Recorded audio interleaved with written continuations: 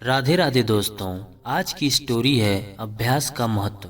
आज हम जानेंगे कि अभ्यास हमारे जीवन में कितना महत्वपूर्ण है, क्योंकि किसी भी क्षेत्र में अभ्यास के बिना आप सफलता हासिल नहीं कर सकते। जैसे गणित का कोई प्रश्न है, अगर हम उसे एक बार सॉल्व करके छोड़ देंगे तो कुछ टाइम बाद वो हमारे दिमाग से उतर जाता है। इसलिए कोई भी क्षेत्र हो, चाहे पढ़ाई हो चाहे कमाई, अभ्यास सबके लिए जरूरी है।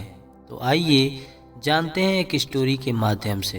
प्राचीन समय में विद्यार्थी गुरुकुल में रहकर ही पढ़ा करते थे। बच्चों को शिक्षा ग्रहण करने के लिए गुरुकुल में भेजा जाता था। बच्चे गुरुकुल में गुरु के सानिध्य में आश्रम की देखभाल किया करते थे और अध्ययन भी किया करते थे। वैसे ही एक और बालक था जिसका नाम वरदराज था। उसको भी सभी की तरह गुरुकुल में भेज दिया गया। वहाँ आश्रम में अपने साथियों के साथ घुलने मिलने लगा, लेकिन वह पढ़ने में बहुत ही ज़्यादा कमज़ोर था। गुरुजी की कोई भी बात उसके समझ में नहीं आती थी। इसी कारण की वजह से वह सभी के बीच उपहास का पात्र बना रहता था। उसके सारे साथी अगली कक्षा में चले गए, लेकिन वो आगे बढ़ नहीं पाया। गुरुजी ने भी आखिर हार मानकर उससे बोला, बेटा वरदराज, मैंने सारे प्रयास करके देख लिए। अब यही उचित होगा कि तुम यहाँ अपना समय बर्बाद मत करो। अपने घर चले जाओ और घर वालों के काम में उनकी मदद करो। वरदराज ने भी सोचा कि शायद विद्या मेरी किस्मत में नहीं है, और भारी मन से गुरुकुल से घर के लिए निकल गया। दोपहर का समय था। रास्ते में उसे प्यास लगने लगी।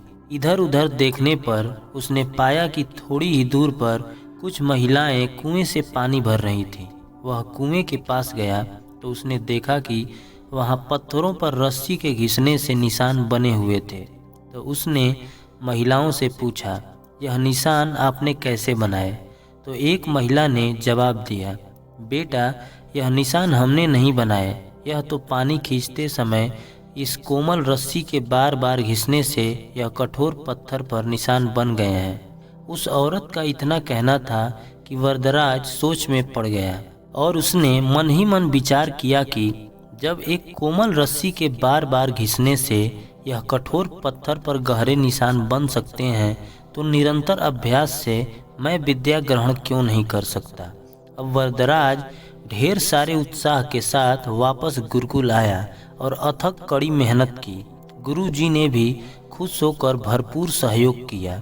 कुछ ही सालों बाद यह मंदबुद्धि बालक वरदराज आगे चलकर संस्कृत व्याकरण का महान विद्वान बना, जिसने लघु सिद्धांत कौमुदी, मध्य सिद्धांत कौमुदी, सार सिद्धांत कौमुदी, गिरवाड़पद मंजरी की रचना की। दोस्तों, इस कहानी से हमें ये शिक्षा मिलती है कि अभ्यास की शक्ति वो शक्ति है जो आपके हर सपने को साकार करने की हिम्मत रखती है। फिर चाहे वह खेल हो, पढ़ाई हो या और कोई चीज़ हो, बिना अभ्यास के केवल किस्मत के भरोसे बैठे रहोगे तो आखिर में आपको पछतावे के सिवा और कुछ हाथ नहीं लगेगा। इसलिए अभ्यास के साथ धैर्य, परिश्रम और लगन रखकर आप अपनी मंजिल को पाने के लिए जुट जाएं।